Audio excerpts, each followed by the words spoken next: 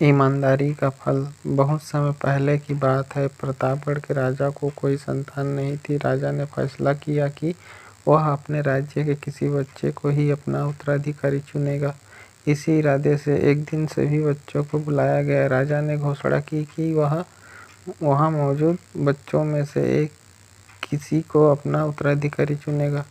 उसके बाद उसने सभी बच्चों के बीच एक छोटी सी थैली बंटवा दी और बोला, प्यारे बच्चों, आप सभी को जो थैली दी गई है उसमें अलग अलग पौधे के बीज है। हर बच्चे को सिर्फ एक ही बीज दिया गया है। आपको इसे अपने घर ले जाकर एक गमले में लगाना है। 6 महीने बाद हम फिर यहाँ इकट्ठा होंगे और उस समय मैं फैसला करूँगा कि मेरे बाद प्रतापगढ़ का अगला शासक कौन होगा।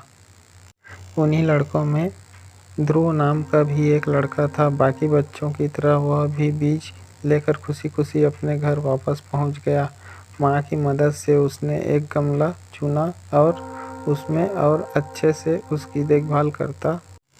दिन बीतने लगे पर हफ्ते 2 हफ्ते बाद भी ध्रुव के गमले में पौधे का कोई नहीं था।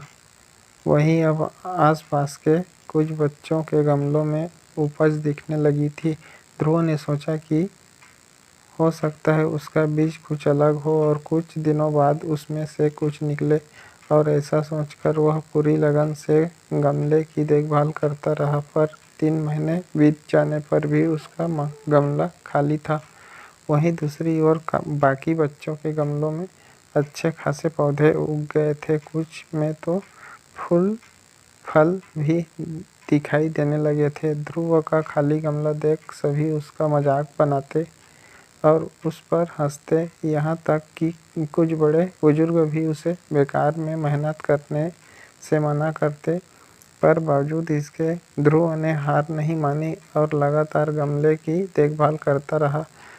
देखते देखते 6 महीने बीत गए और राजा ने के सामने अपना गमला ले जाने का दिन आ गया। ध्रुव चिंतित था क्योंकि अभी भी उसे गमले में कुछ नहीं निकला था। वह मन ही मन सोचने लगा, अगर मैं ऐसे ही राजा के सामने चला गया तो सब लोग मुझ पर कितना हंसेंगे और कहीं राजा भी मुझ पे नाराज हो गया और मैं सजा देती तो किसी को यकीन नहीं होगा कि मैं बीज में रोज पानी डालता था। सब मुझे कितना आलसी समझेंगे। माँ ध्रुव की परेशानी समझ रही थी। उसने ध्रुव की आंखों में आंखें डालकर कहा, नतीजा जो कुछ भी हो, तुम्हें राजा को उसका दिया हुआ बीज लौटाना ही चाहिए। तय दिन सभी बच्चे राजमहल के मैदान में इकट्ठे हो गए। वहां एक से पौधों का अंबर लगा था। रंग बिरंगे फूलों की खुशबू में पूरा महल सुगंधित हो गया था।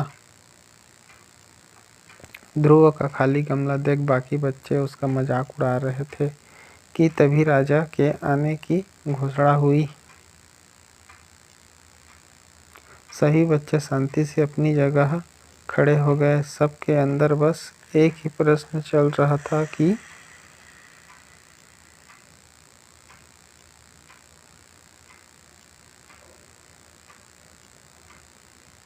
कौन बनेगा राजा। राजा बच्चों के बीच से होकर आगे बढ़ने लगे। वहाँ जहाँ से भी गुजरते बच्चे तन कर खड़े हो जाते और अपने आप को योग्य उत्तराधिकारी साबित करने की कोशिश करते। तमाम खूबसूरत पौधों को देखने के बाद राजा की नज़र ध्रुव पर पड़ी। क्या हुआ, तुम्हारा गमला खाली क्यों है? राजा ने पूछा। जी, मैं रोज इनमें पानी डालता था, धूप दिखाता था। 6 महीने तक मैंने इसकी पूरी देखभाल की, पर फिर भी इसमें से पौधा नहीं निकला। ध्रुव कुछ हिचकिचाहट के साथ बोला। राजा बाकी गमलों को देखने के लिए आगे बढ़ गया और जब सभी गमले देखने के बाद उसने बच्चों को संबोधित किया।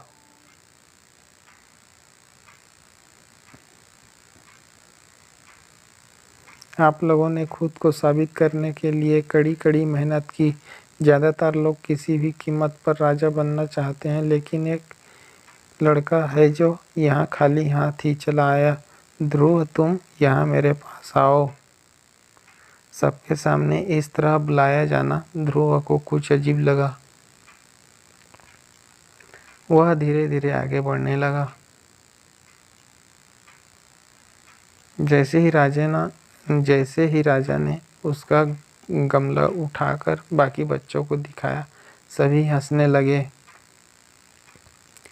शांत हो जाएं, राजा ने ऊंची आवाज में कहा। 6 महीना पहले मैंने आपको बीज दिए थे और आपने अपने पौधे आने को कहा था। मैंने आपको जो बीज दिए थे वो बंजर थे।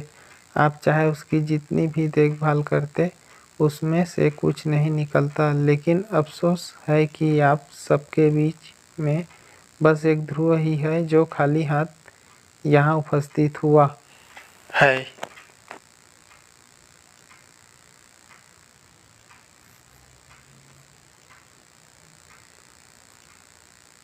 आप सबको उससे सीखना चाहिए। पहले तो उसने ईमानदारी दिखाई और लोगों की तरह बीज में से कुछ न निकलने पर दूसरा बीज नहीं लगाया, और उसके बाद खाली गमले के साथ यहाँ आने का साहस दिखाया, ये जानते हुए भी कि लोग उस पर कितने हंसेंगे, उसे कितना अपमानित होना पड़ेगा। मैं घोषणा करता हूँ कि ध्रुव ही प्रतापगढ़ का अगला राजा होगा। यही उसकी ईमानदारी का फल है।